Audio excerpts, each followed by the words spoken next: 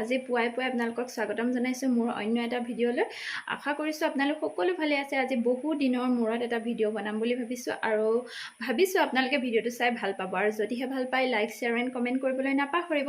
দেখিবলৈ পাইছে মূৰত লগাই লৈছো জেতুকা, জবা ফুলৰ পাত আৰু এল'ভেৰা। যিহেতু ঘৰলৈ আহিছো আৰু ঘৰত থাকিলে ছাল চুলিৰ যত্ন লোৱা হয় আৰু মায়ে সকলোখিনি গোটাই দিলে আৰু মই মিক্সিত মাৰি গুড়ি কৰি লৈ এয়া মূৰত লগাই লৈছো। যেহেতু চুলিবোৰ সৰিছে আৰু জেতুকা, এল'ভেৰা আৰু জবা ফুলৰ পাত লগালে বোলে চুলিবোৰ কমকৈ সৰে, সেয়েহে লগাই লৈছোঁ আৰু মাকো লগাই দিলোঁ। এতিয়া যাম ভাত ৰান্ধিবলৈ আৰু বনাম এটা নতুন ৰেচিপি আৰু সেয়েহে ভাবিলোঁ আপোনালোককো দেখুৱাওঁ কিনো নতুন ৰেচিপি বনাওঁ। আপোনালোকে চাই ভাল পাব বুলি ভাবিয়ে ভিডিঅ'টো বনাইছোঁ। যদিহে ভাল পায় সম্পূৰ্ণকৈ চাব আৰু তেতিয়া গম পাব কি বনাবলৈ লৈছোঁ। আহক তেন্তে দেৰি নকৰি ভিডিঅ'টো পোনে আৰম্ভ কৰোঁ আৰু আপোনালোককো দেখুৱাওঁ মই বনাবলৈ লোৱা নতুন ৰেচিপিটো। বতৰ যিহেতু ঠাণ্ডা আৰু সেয়েহে ভাবিলোঁ পাৰ মাংসকে খোৱা যাওক আজি। আৰু এয়া দেউতাই গুচাই আছে পাৰৰ পাখি, লগতে সহযোগ কৰিছে জীউৱে আমাৰ। এয়া এইফালে মায়ে কাটি আছে পাৰ। আজি বনাম পাৰৰ এটা নতুন ৰেচিপি, আপোনালোককো দেখুৱাম, চাই থাকিব, চালে গম পাব।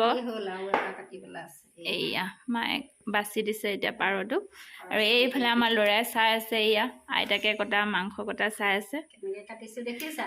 এয়া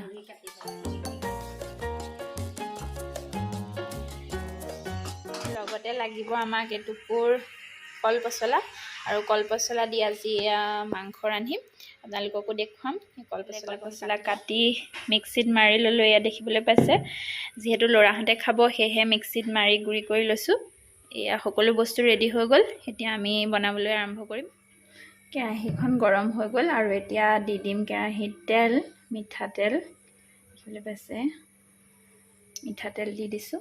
তেলখিনি গৰম হওক, তাৰপিছত আমি তাত দি দিম মা মছলাখিনি। এতিয়া দি দিম তেজপাত, পিঁয়াজখিনি আৰু লগতে আদা নহৰুখিনি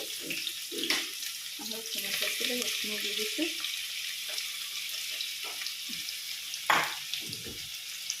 আৰু জিৰা গুড়ি দুটামান দিছোঁ। গুটি পিঠাখিনি পিছত দিম, প্ৰথমতে তেলত অকণমান বহাই দিছোঁ জিৰা গুটি। পিঁয়াজখিনি অকণমান ভাজি লৈছোঁ। এতিয়া তেলতে দি দিম হালধি, তাৰপিছত এইফালে দি দিম জিৰা গুড়ি আৰু ধনিয়া গুড়ি। বাকী মছলা ইউজ নকৰোঁ, আপোনালোকে আপোনালোকৰ সোৱাদ অনুসৰি যিকোনো ধৰণৰ মছলা ব্যৱহাৰ কৰিব পাৰে। আৰু অকণমান লৰাই দিম। এয়া এইফালে ভাজি আছোঁ মা মছলাখিনি, প্ৰথমতে পিঁয়াজখিনি ভাজি আছোঁ আৰু এতিয়া তাতে দি দিম মাংসখিনি। এতিয়া আমি মাংসখিনি দি দিম আৰু মাংসখিনি অলপ ভালকৈ ভাজি ল'ম। তাৰপিছত তাত আলু দিম।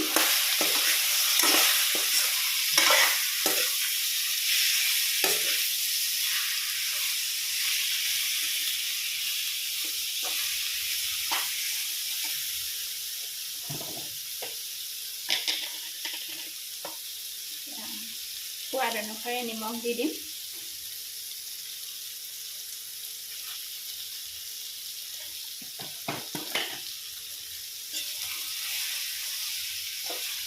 সেইখিনি অকণমান ভাজি লৈ তাৰপিছত আলু দিম আৰু পচলাখিনি যিহেতু মিক্সিত মাৰি থৈছোঁ সেইকাৰণে মাংসখিনি অলপ ভাজি লৈ পেলাইহে দি দিম আমি। এতিয়া আলুখিনি দি দিম আৰু অলপ সময় ভালকৈ ভাজি ল'ম।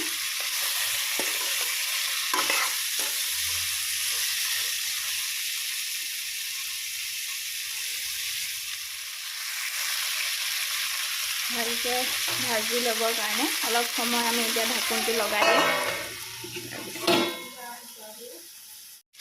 মাংসখিনি অলপ ভাজি ল'লোঁ। এতিয়া দেখিবলৈ পাইছে আলুবোৰ ৰঙা হৈ গৈছে, মাংসখিনি অলপ ভজা হৈছে। এতিয়া আমি তাতে দি দিম পিচি থোৱা পচলাখিনি যিহেতু সিজিব লাগিব সেয়েহে অলপ সময় ভাজি ল'ম আকৌ।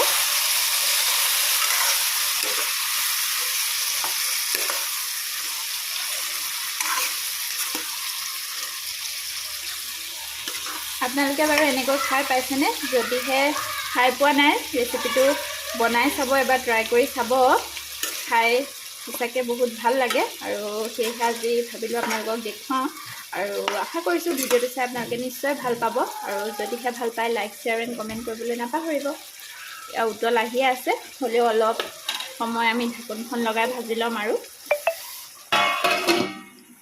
দেখিবলৈ পাইছে কি ধুনীয়াকৈ উতল আহি আছে, যিহেতু কল পচলা দি দিলোঁ, কল পচলাৰ পৰা পানী ওলাইছে আৰু এয়া ধুনীয়াকৈ সিজি আছে মাংসখিনি।